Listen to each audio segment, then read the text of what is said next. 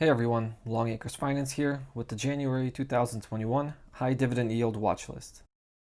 Dividend investing is a strategy of investing that focuses on stocks that pay dividends. And focusing on high-yield dividend stocks is a subset of that strategy whose main benefit is creating an income stream. It's essentially building a machine that pays you money week after week, month after month, with very little effort on your part. Let's not be naive. It takes time and capital to get this machine rolling. The income stream starts off small. By reinvesting the dividends, you activate the compounding part of the machine and amplify the growth to start turning exponential. So how do you get this machine started? The best approach is to dollar cost average into a handful of high dividend yield stocks over a long period of time. You can either adopt an equal allocation approach, where you invest equally across your chosen stocks, or you can try to capitalize on potential undervaluation and add more funds to potentially undervalued stocks. With the latter approach, you should create some thresholds to maintain a level of diversification, just in case your valuation theory proves to be incorrect. So how do you find the high dividend yield stocks suitable for your portfolio? This process can be as simple or as complicated as you see fit. There is no right or wrong approach here, just one that you are comfortable with. I will share with you my approach. You can feel free to use it or take what you like from it. Please note that I am not recommending you buy any of the stocks I will mention. I am simply showing you one approach to stock selection.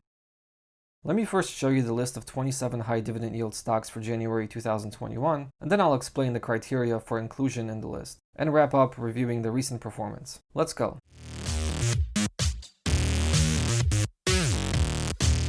Here is the list. It's pretty similar to the December 2020 list. Two stocks have dropped off, Bank of Nova Scotia and Canadian Imperial Bank. And we have one new company this month, WEC Energy Group. If a stock drops off my list, I don't immediately sell the position, as I am a buy and hold investor. However, I won't be adding additional capital to that position until it returns to the list. A primary catalyst for selling a stock from a high dividend yield portfolio would be a dividend cut. You should develop your own reasons to sell stocks in your portfolio. I would recommend periodically reviewing your holdings and developing a set of criteria or rules for eliminating positions. Some of my worst trades have been selling positions too early. That is why I am mainly a buy and hold investor now. Okay, 22 out of the 27 stocks on this list are potentially fairly valued or undervalued based on the dividend yield theory. You can see them highlighted in green here. This valuation method is very simple. You compare the current dividend yield to the historical dividend yield. If they are close, the stock is fairly valued. If the current yield is greater than the historical yield, the stock is potentially undervalued, and vice versa. I have my current threshold set to 5% overvalued as the cutoff for fair valued stocks. If you like this video, please show me by pushing that like button.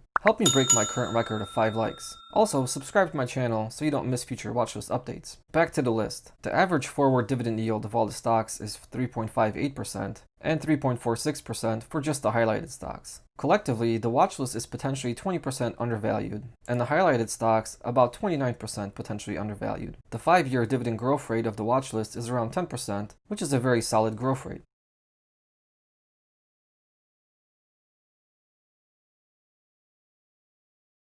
So how did these stocks find their way onto my watch list? I look for quality companies with sustainable, safe, and growing dividends that also pay a high dividend yield. A high dividend yield will be different for each investor. To me, a 2.75% dividend yield is sufficiently high enough to warrant consideration. For you, it may be higher or lower. To each his own. To narrow in on quality stocks, I filter out any stocks that don't meet the following criteria. The stock must have a wide or narrow moat. The stock must have an exemplary or standard management team. Both of these ratings are provided by Morningstar. If you're curious about either, you can get more information on their website. The stock must have a minimum earnings and dividend rating of B+ from S&P. The stock must have a positive 5-year growth of their dividend stream, revenue, and earnings per share. The stock must have a payout ratio below 100%. Additionally, I filter out stocks with a market cap below 10 billion and focus on stocks that trade on the New York Stock Exchange and NASDAQ. And of course, the stock must have a dividend yield of 2.75% or higher. I believe these criteria help me narrow down the high dividend yield universe down to a select few that are more likely to be safe and good investments. No screener is perfect, so please do your own due diligence. Let me show you how this watchlist performed last month and what to expect in the future. For December 2020, the average return of the stocks in the watchlist was 2.64%. That is a total return, inclusive of dividends. The average return of just the fairly valued and undervalued stocks was 2.95%. The S&P ETF SPY was up 3.71%, and Vanguard's High Dividend Yield ETF VYM was up 3.41%. So both the broad market and the benchmark outpaced the watchlist last month. The watchlist beat both in November 2020 and gave some of it back in December. You can't win each month, but I'll be happy if we can track or beat VYM by a few basis points over the long term.